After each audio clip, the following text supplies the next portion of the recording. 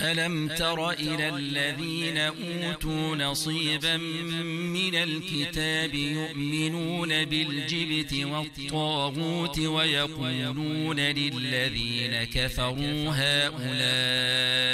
أهدى من الذين آمنوا سبيلا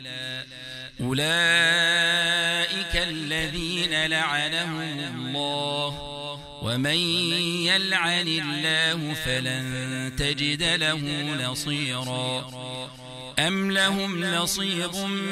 من الملك فإذا لا يؤتون الناس نقيرا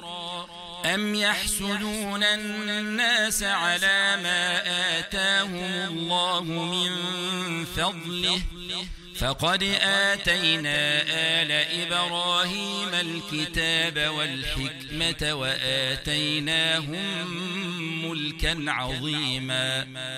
فمنهم من آمن به ومنهم من صد عنه وكفى بجهنم سعيرا إن الذين كفروا بآياتنا سوف نصليهم نارا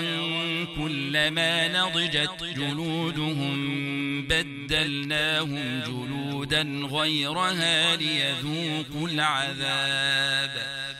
إن الله كان عزيزا حكيما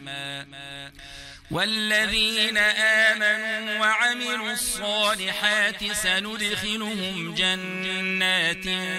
تجري من تحتها الأنهار خالدين فيها أبدا لهم فيها أزواج مطهرة وندخلهم ظلا ظليلا